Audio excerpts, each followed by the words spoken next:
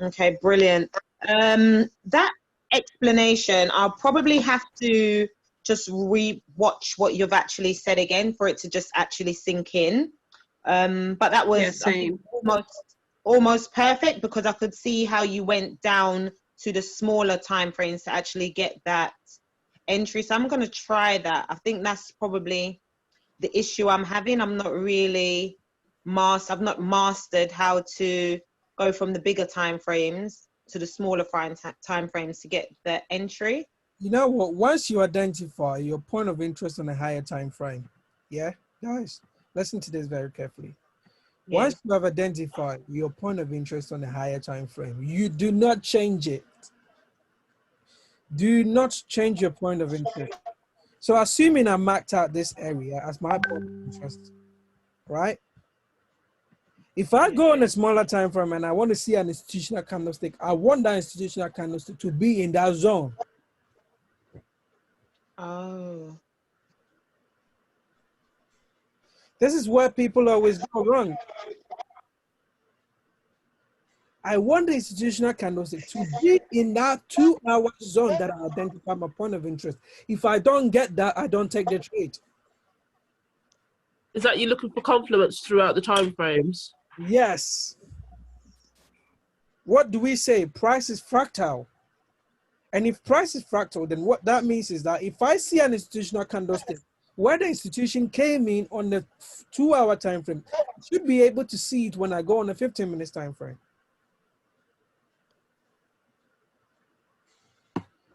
If I don't see the institution, I need to be able to identify an imbalance in that same zone.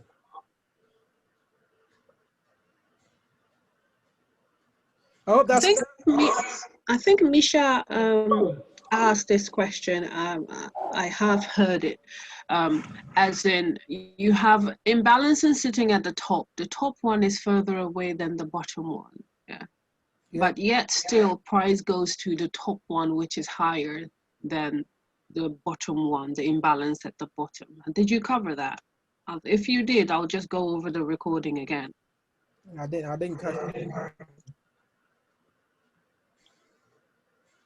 Have you noticed that, or was that just a coincidence that happened for me to see? There's no coincidence in the forex market. Whatever happened, it happened for a reason, and they know exactly why they did it.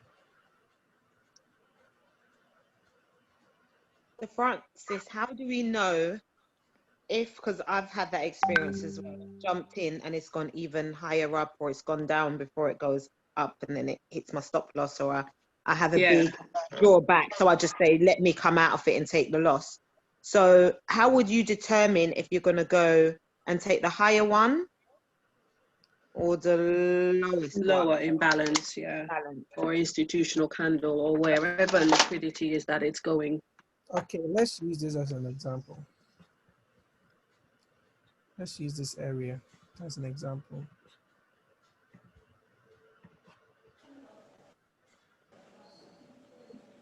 Can you see this area for me, guys? This area, right? Everywhere here. Yes. Yeah.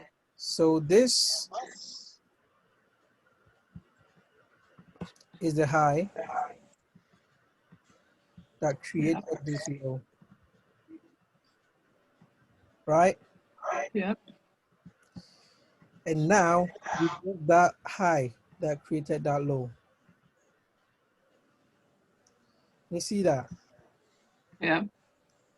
So this high that created the low, we are broken it.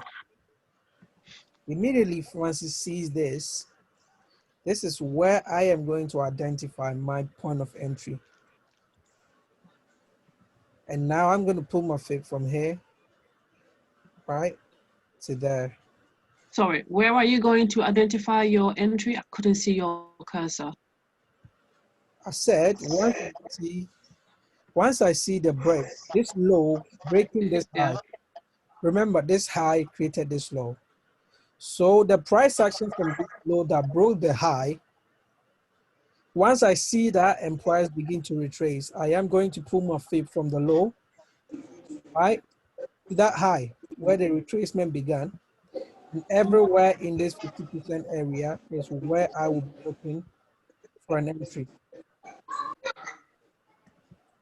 Right? Yeah. In that sense, if I look even on the 5 months time frame, I can clearly see that this area is an imbalance, is a point of entry for me. Right? Yeah. If I go on the 3 minutes time frame, let's see if it's still there. Can you see it's still there? Yeah.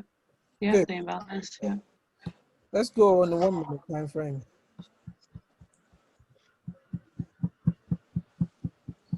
Can we see it's still there? Even an institutional candlestick now. Yeah. Yeah. Mitigation. Right? So now that is your entry.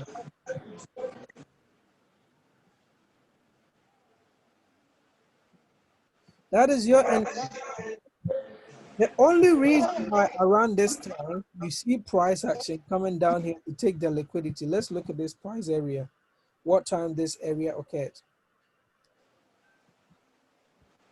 Every low around this area. Let's just discuss it. And this is one of the important things in smart money trading. What time is this? 8:07. And what session is that? That's the London The session. London session. For price to actually maintain going high, usually they create this sort of liquidity sweep. Look at what they did. Your point of interest was just perfect, right? But look at what they did. They swept Came down and took London your low. liquidity. Yeah. Yeah. Low that they created at London, and smooth they went up. This happens so many times in the market. The low or the high they create in London, they try to purge it in the New York if they still want to maintain the direction. Okay, okay. And I can show you so many systems in the market where this actually happened. Go and back test it for yourself and you see it. Time and price. I always say this, time and price. Knowing where you're taking your entry. Look at the time and look what they did. If you go on a higher time frame, this was just a wick. Look at that. It was just a wick just to clear the liquidity down here. Everybody that took the entry of the London session, they take you out and smooth they go. So can you see your point of interest was perfect? They did not close underneath it. There was no candlestick body that closed underneath your point of interest. That tells you your point of interest was right. Nana would say, wait to see a W form before you enter. This is the Okay. W. Can you Yeah. see? Yeah. That makes sense. 100%. Yeah. Immediately you see W form. That's where you enter. So if you had done that, you were able to eliminate the potency of you getting FU'd before price went your way.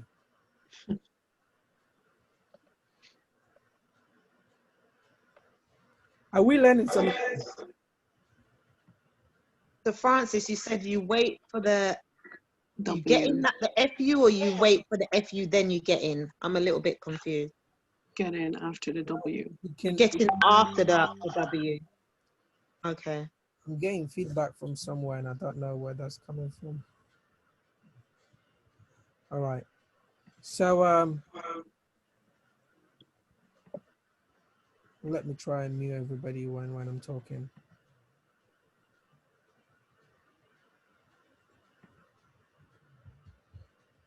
So in this case, all I'm trying to say is, sorry guys, somebody's calling me. All I'm trying to say is be good at reacting. Nana always say this, be good at reacting. You have your point of interest. And you have already set up your entry just like this. Right? Your stop loss is here. So guys, if you have this set up right here and price comes in and you see this price action on the 1 minute time frame, do you still want to stay in that trade? You see this? Especially look at how big the candles of the cells are.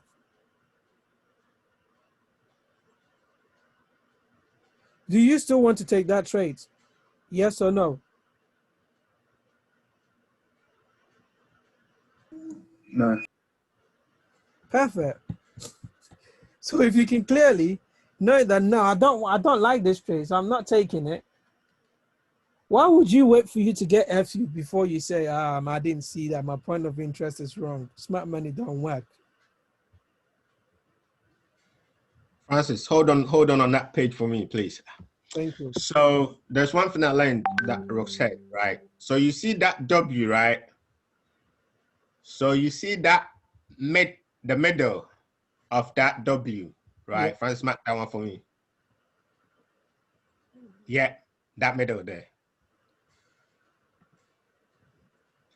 So one thing you can also do is you can set your buy stops over there, which will be safe. Because what happens is once price comes and takes that one, that is market structure in the interim broken. So definitely we're expecting price to go up. So if you set your buy stops over there, right, when price gets there, it will pick you up, it will come back down, and then take you back up. It's one of the things that Rock teaches. So setting your buy stops and then your sell stops. It's not always about the finest entries. It's about getting into the trade and then using managing your risk considerably. So price comes back down. All right, cool. You know, price, even if price decides to go down and take that liquidity purge over there, your entry is not triggered yet. But when price comes back up, it will trigger your entry and then goes back and then it'll still keep pushing up. I don't know if it makes sense. Does that help?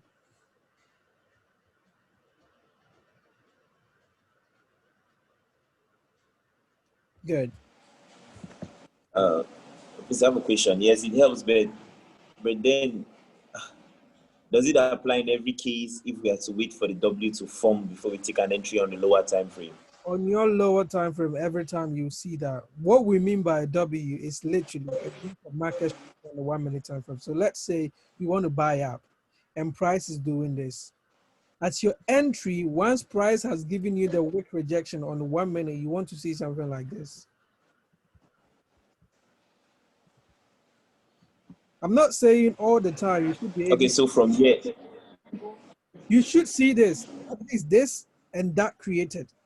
Once you get this, you know that you're secure that price is creating highs now on the 1 minute time frame. Even though okay, so from here, where do we enter? you enter once price breaks above this area on that 1 minute. Okay. Just like Nana said. So Hold on right there. Francis, hold on to that drawing you drew over there. Hold on to me there. All right, cool. So now this is basic market structure, right? So you get that one coming down, it goes up to form the middle, and then it comes back down again. Assuming it had broken, where is this annotation thing? Oh, can I find it? Where are you? Annotation. Okay. I found something. I don't know if it worked. Nah, it's not working. So assuming if price had broken that low, right, then it means there's a shift in market structure. I don't know if you understand. No, please come again. So if the bottoms are equal, The then the lowest, market structure has been broken. Exactly. Okay. So if price had come back down there, then it means market structure is broken, right? So then there's the likelihood you go up and then come back down. But from what Francis drew, like from the beginning, that W, once price comes there, and like he said, and it doesn't break that low, if it doesn't break, the key point is if it doesn't break that low, But like in trading, everything is not guaranteed. It's not 100%. You have to adapt as you see price. So if it doesn't break that low, what does breaking that low means? It depends on whatever everybody wants. Some people will use the wick, some people will not use the wick. But I know Francis uses, and that's what I use. If even you get it wicked out, but then the candle closes above that low, I'll still not consider it as break of market structure. The close of the candle. If it doesn't close below that low, I won't consider it as break of market structure. It can be a wick that will take it all the way down, but then it will come back up. Francis, go back to the one that they had a purge, like for the other entry. Go back. Yeah. So for me, that purge, right? If that wick, I could see it was a wick. Exactly. Okay, cool. So this wick for me, it didn't break the low. Because what did the candle do? It didn't close below that low. The candle closed above that low point where we're looking at. That's So where for me, that is not break of market structure. you can react quickly by doing market execution. Question. So, you know, just saying this example, we've got annotation with the break of market structure creating a higher low. So sometimes when I'm doing that on the 1 minute, I'm waiting for that break of market structure to confirm. But I just wanted to ask, what do you personally do? What are your thoughts is if it's just it's gone up significantly, basically? Do you then, I'm wondering, would you still enter if it shoots up significantly, or would you wait on the lower time frame to kind of come back to like a point of interest, if that makes sense? Repeat the question again, please. When I'm looking at, so when I on my charts, when I go on the lower time frame, so the 1 minute, I'm waiting for that break of market structure before I enter. But sometimes, like when I'm about to enter, it shoots up. So would you still just enter regardless, or would you still wait for it to come a bit lower? Because it would not come to lower time frame. interest, do not enter the market. You marked out your point of interest for a reason. Or I might lie. No. So once it's at my point of interest, yeah, I go to the smaller time frame, waiting for the break of market structure. But sometimes it is broken, but then it just shoots up before I've entered the trade. Do you wait for it to come back on a point of interest on that lower time frame, or would you still just enter regardless because you've already reached your point of interest? The decision is yours. Once your point of interest has triggered and you think you have missed it, you can choose to do market execution. Personally, once I miss it, I don't enter. Okay. Once I miss it, if I don't get my snipe, I don't enter. Because if you ask Nana, he knows me. I would never want to enter once price has left me. I just cry over it and that's it. Even though I know that, yeah, I could have done a market execution. The reason is, what if price reversed on me? That is my personal reason. It means that I've increased my risk for that trade. So if I don't get a reaction on my entry, I choose personally not to enter. But then the decision is yours. If you think your point of interest has sniped really nicely and then you didn't enter, why don't you do market execution? If you feel happy with your risk, why not? I hope that helps. Yeah, it does. Thank you. Any more questions, guys? And then to add to what he said, sometimes price will come and then it will shy away from maybe 1 pip from your entry or 2 pip from your entry. And you're sitting there watching it. Remember, it's in your zone, but it's just 2 pip from your entry. So this is the way you should be thinking. Have you factored in spread? If you have factored in spread, like Francis said, you can do market execution. Because the fact that you've got that point of interest doesn't mean it should bank on it, like bang on. All the dots, all the T's crossed and the I's dotted. No. If it shies away from that point of interest, if let's say it's 2 pips, 3 pips, why don't you take the trade? And then also with regards to, you said price comes back to your point of interest and then moves very fast and then leaves you. whatever is fast, it won't last. It will need to come back down. Everything that goes up would come back down, right? So then if it leaves you, go and find another point of interest. Inside that.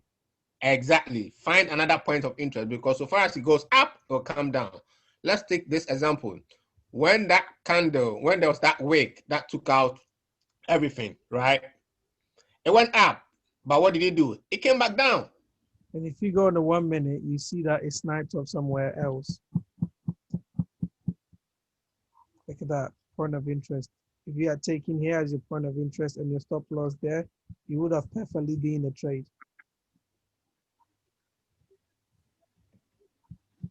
We see it. Why are you saying that that's the point of, okay, that's because that's the mitigation candle, right? It's not mitigation, it's a candle. Sorry, say that again. It is an institutional candle right here. Oh, okay, the black one. Yeah. So if your entry was here and your stop loss was down here, perfectly, price came down, and then you got it. And you can see that was an accumulation. Sell climax, automatic reaction, ST, spring, boom. Another spring test, boom, we left.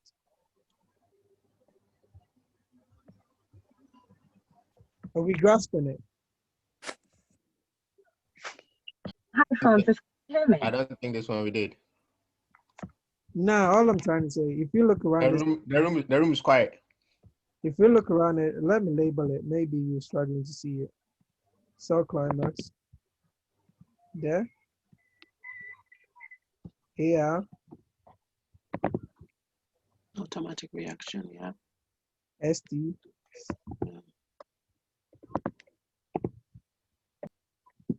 What's this? Spring.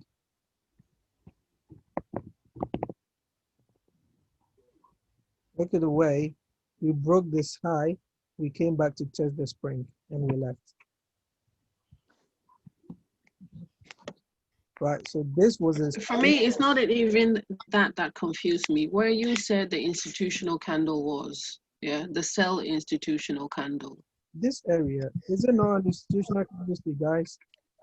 This was the last sell bullish candle sell before candle the reversal. that broke market structure. Sell candle that broke Or bearish, sorry. Right? So is it not an institutional candle?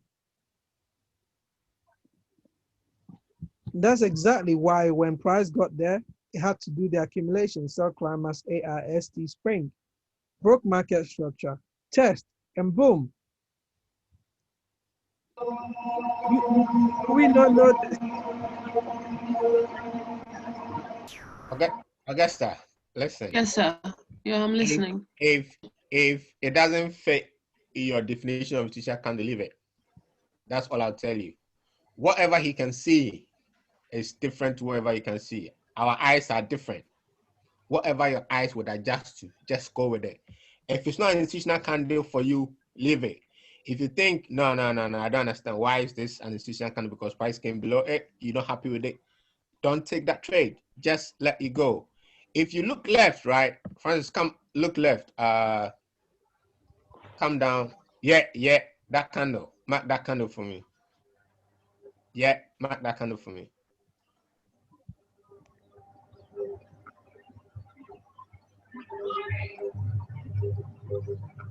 What about that one, Augusta? Do you like that one? Because it had the long wick at the bottom. I'm always looking for wicks. That's the thing. Okay. Something I should fit your learn. criteria for taking the trade? It would have, yes. All right. So if you find this one, play with it. If Francis decides to find his one, he should also play with it. If Narisa, Antonia, Yemi, Kemi, whatever you find out works best for you, just play with it. At the end of the day, it's your money and it's your rules. So you set your rules. If it fits it, boom, you're in. If it doesn't, just forget about it. Right? Okay, got it. And now look at where Francis places AR. If you see that AR, that W that we're forming, that I would say that is the middle, or if you look to the right, that would be the middle. So even if you put your buy stop over there, you still get in that trade.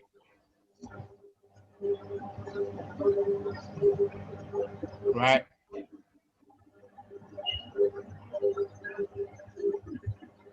Right? Now, people in the call. Yeah, yeah. Yes. I'm nodding as you're talking. All right. Any more Okay, questions? so all right.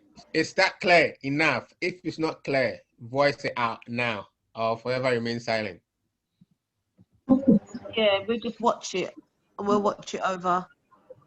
Is that you? Yes, it is me. I think Where is your confusion? No, I want to. Where is your confusion? Where don't it's you not understand? I just need to look I on a don't few like 1 minute charts. time frame, like Francis. I just need to look on a few charts myself and Okay. just practice. Like just mark it up and just practice. Just get my eye easily to identify it. Yeah, used to it from the higher time frame to the lower time frame. That's what I think I would do. No I problem. had a question for you. I think Antonia said she's got one, but we're not hearing her. But I've just got something which is a little bit different from this. But I just want to know if you think it will help. So in regards to the news, do you think that is a way of helping in regards to the pairs and the trends in terms of taking your trades in the upcoming week? So do you listen to the news? Well, honestly, Okay, let me say this quick, Francis. This news is not an excuse, right? You remember I posted an audio in the group chat. Yeah, the news is just an excuse for something that's about to happen, what the market wants. Yeah. And then the guy was talking about if you know you have high impact news coming within the week, and you've got two pairs, right? And you can see, you don't really see the price action on one, right? You don't see, let's say, they've created an institutional candlestick and price is moved completely from that candlestick, or price is beginning to stall after it moved from that candlestick for considerably, then it's beginning to stall, right? So now what you should be thinking is, okay, fine, that pair, right? I'm not going to get a clean price action on that one, because now what they're going to use is they're going to use that news to come back and mitigate off the institutional candlestick. So you can leave that pair for a while until when it's time for the news. Then you would be looking for your entries. And the other pair that hasn't got the news, that one, it means, you know what, you should get a clean price action on that one. So that is one of the things I learned recently. And I was listening to the video, and it was, I don't remember how many, it was 1 hour or something. And that was the only thing there that I could add to my skill. So if I'm looking at two pairs and I know there's a news coming up, and one has got no news, I'd rather trade the one with no news, because then there's likelihood that I'll get a clean price action to play. But then if I've got one that's got like high impact news, then what it means is they're going to come off, kind of play us a bit, play with our mindset, and you're not going to get clean price action, because then they will find their level where they want to play with the news, right? So we might not get a clean price action, and then the news comes in and then clears everything out. Then you see where they wanted to go, and then once they clear it, that is when you begin to see, oh, what they actually meant to do. But then probably it might have left you. Okay. I'll leave the rest So you said about one pair has got, a pair, and one has got the news, and you would then rather trade the other one that doesn't have the news. What do you exactly mean by you would trade the other one that doesn't? How would you put that in a trade? You would buy or sell the other? No, so all I'm going to do is everything that is being taught here, right? Those are the principles I'm going to apply on that one. Because then that one, I believe, from what the guy said, I believe that we're not going to get manipulation. We're not going to get where they try to come very low and then get those liquidity purges. And I mean, it will happen, right? but then it won't be like the flash crash where price will be at the very top and then you get 1 week like on Bitcoin and then we sweep down 1,000 pips or points. Yeah. Ooh. Yeah. Right. So basically that means that might be news. But on the others, you're not going to get that flash crash where it will sweep up. It would sweep up maybe 20 pips or 30 pips, whatever, but not that deep. So how would you trade the other then? So if let's say the news is regarding euro, yeah, you wouldn't trade anything with euro. Is that what you're saying? That is, if you want, you wouldn't trade anything with euro. Yeah. So let's say you don't want to trade with the news. Let's keep it simple. You don't want to trade with the news. So with the currency that it involves. So euro, CAD, GBP, euro, CHF, all of that. You wouldn't trade anything with euro if you decided you wasn't going to trade with the news. Is that what you're saying? Partly right, and then partly not right. They're so not then right. what would you trade then? Which one? How would you trade the one that doesn't have the news? So what is the news? What news? Is it a high impact news? Yeah, let's say NFP. If it's NFP, I wouldn't. Okay. If it's NFP, I wouldn't. Or all I wait to say is what really happened and then how they clear. And then after the news has happened, then everything has been cleared. Then I'll begin trading that pair again. Yeah. What about if you're already? Sorry. Sorry, Augusta. I want to say, what about if you're already in a trade, Nana? So what about if you're already in a US trade, and then the NFP is approaching? What would you do then? If you're in a trade. If you're already in the trade, NFP is approaching at 130, but you're not out of the trade. Then what would you do? Take your profit or loss? It depends on what your rules are, right? If you decide to trade the news, because news is just an excuse, and you are comfortable, if you've identified all your points of interest, break of market structure, liquidity zone, whatever, you just stick with it, right? But if you're not happy with it, or if you're not happy with the price action, it's better to take some profits out and then let some run rather than waiting for it to go into red. Okay. So personally, I wouldn't trade NFP unless I know like this is clean price action. I can see it. I can see everything is saying that price should come down, but they keep pushing price up and it doesn't make sense to me. And I'm looking and everything tells me no way, price should definitely come down. But everything is telling me price is going up. Then I'll say, all right, cool. I'll still stick to whatever I know and then wait for price to come to that point of interest. Though price is going up, I'll still be looking at that point of interest. And then if price comes there, boom, I'm in. Because then 9 or let's say most of the time, they'll definitely come back down there. Because what they're doing is, if price is supposed to come down and it keeps going up, basically all they're doing is they're creating more liquidity. They're creating more money. So as it goes up, it goes up, it goes up, it goes up, it goes up, it goes up. And then if their plan is to come back down, all they're going to do is they'll take out all those liquidities, level 1, level 2, level 3, level 4, level 5, with just one long wick, fast one, and then price will move back up again. I don't know if it helps. Okay, thank you. Okay, hello. I have a question as well. As to Nana, if you remember, you put on the page, yeah, you put on the page how like the London opening, what we should look out for, and like also for the New York opening. I think you put a cheat sheet over there for us to. How can we actually use this properly in terms of to use it to our advantage? As to when the times are changing over, what to look out, although it is there, but how can we actually, because you could be in a trade already and there's going to be a changeover in terms of the sessions. So how do we actually use this? Using the openings and the closing for the sessions to our advantage. Okay, let me come in here. So the first question I would, or somebody would say is, do you understand the cheat sheet? Not really. Okay, so that is where the problem is. Yeah. Can we get the cheat sheet as well? I don't think I've got the cheat sheet. So can you post it in the group, please? First, who was talking earlier on?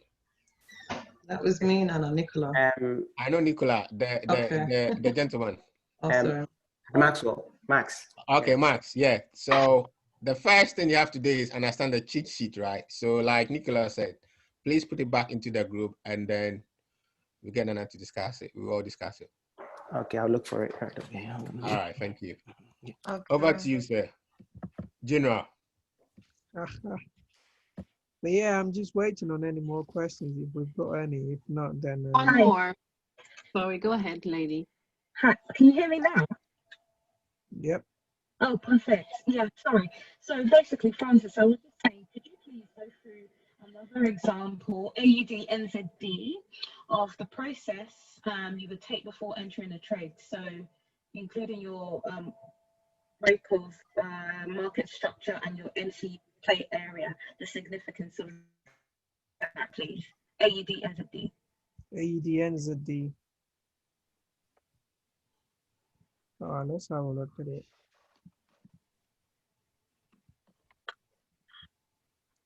What are you talking about on AUD NZD? Oh, so my problem is entries and market structure breaking. So where to enter the trade. Hang on.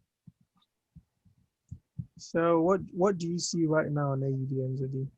So I see a downward trend. All right. This is what you see, right, on AUD NZD? A downward trend. Good. And if it's a downward trend, what that means is that you're going to wait for the break of market structure for that trend, right? But your entry. Sorry to interrupt here. You see where your cursor is? Just you see at the price 1.08. Or yeah, just here. Sorry, do you see my cursor? I'm trying to, but then it's denying you. Would you like to control this? Okay, that's okay. Okay, you see between the price 1.08200 and 1.08400. So that low there. Oh, just around this area. Yes, and then you see the low just under 1.07825. We have less than a minute on the call. Can we leave this call and come? Okay. Yeah. Because I want to do it right now.